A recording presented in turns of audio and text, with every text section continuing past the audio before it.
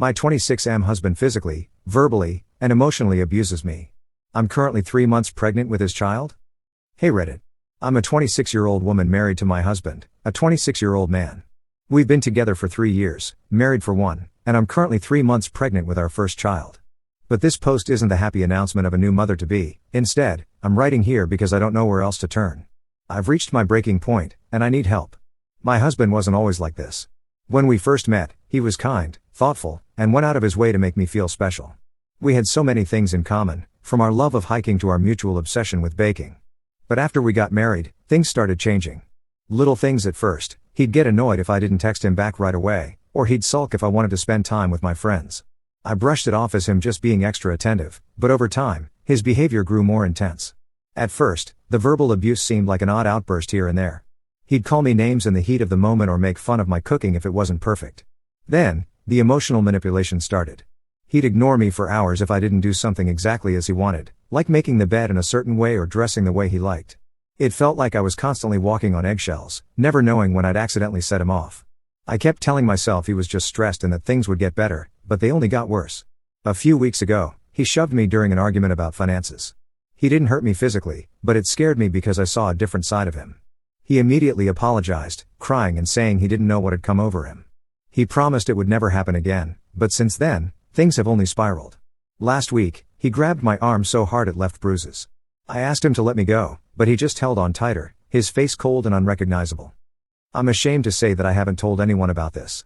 My parents and friends think everything is perfect between us, and I'm terrified of disappointing them. But now that I'm pregnant, I'm scared not just for myself but for my baby. I don't want my child to grow up in an environment like this. I want to leave, but I don't know how. Financially, I'm dependent on him, and I have no family nearby. I feel trapped. Update. Thank you all for your kind and supportive messages. Reading through your comments made me realize that I'm not overreacting or imagining things. What I'm experiencing is real, and it's serious. A lot of you encouraged me to reach out to someone I trust, and after much deliberation, I decided to confide in my sister. She lives a few hours away and has been my closest confidant for as long as I can remember. I called her up and told her everything. She was shocked and heartbroken, but she didn't hesitate to offer her support. She told me I could stay with her if I needed to and that she'd help me get back on my feet. Just hearing her say that gave me a glimmer of hope. I began to consider the possibility of actually leaving, of starting over somewhere safe. But then, reality hit me again. When I brought up the idea of leaving with my husband, he exploded. He accused me of trying to ruin his life and said I was selfish for wanting to break up our family. He reminded me of all the times he'd supported me, especially financially, and made it clear that he wouldn't let me take his baby away from him. He even threatened to fight me in court if I tried to leave. Now, I'm back to feeling trapped. I don't want to stay, but the idea of a custody battle terrifies me. I can't afford a lawyer, and I don't want to risk losing my baby. I'm starting to wonder if leaving is even an option. I know staying isn't healthy, but I'm paralyzed by fear and uncertainty. Another update. After speaking to my sister again, she insisted I contact a local women's shelter for advice. I was hesitant, but I did it. They were incredibly understanding and walked me through some options I hadn't considered. They suggested I start by documenting the abuse and keeping a record of any incidents.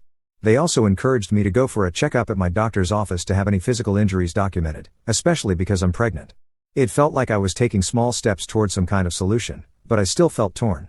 Over the next few weeks, I kept a journal, writing down everything: the yelling, the name-calling, the bruises. I even managed to take some photos without him noticing. It was emotionally exhausting, but it helped me see just how bad things had gotten. There were days when he'd be sweet, apologetic, and promised to change, but these moments were rare and fleeting. I knew, deep down, that he wouldn't change. He'd crossed too many lines, and I couldn't risk my child growing up in this environment. Eventually, I decided to open a separate bank account. I didn't have much money, but I started putting away whatever I could. My sister even offered to lend me some cash to help me get started. Slowly, I began to see a way out. I wasn't entirely free yet, but I was preparing myself for the day I'd finally leave. I wanted to be ready for anything. Final update. I left. It wasn't easy, but with my sister's help and the support of the women's shelter, I managed to escape. My sister drove down and helped me pack some essentials while my husband was at work. I grabbed my journal, the photos, and the little money I had managed to save. The hardest part was walking out of our home, knowing I'd likely never return. But the relief I felt was overwhelming. For the first time in months, I felt like I could breathe. After I left, my husband bombarded me with calls and messages, alternating between begging for forgiveness and threatening to take me to court. I blocked his number and filed a restraining order, which the shelter helped me with. It was terrifying, but I knew it was the right choice. I'm now living with my sister, and although things are still uncertain, I feel safer than I have in a long time. I've also started counseling to help me process everything that's happened. The emotional scars are deep, and I know it'll take time to heal.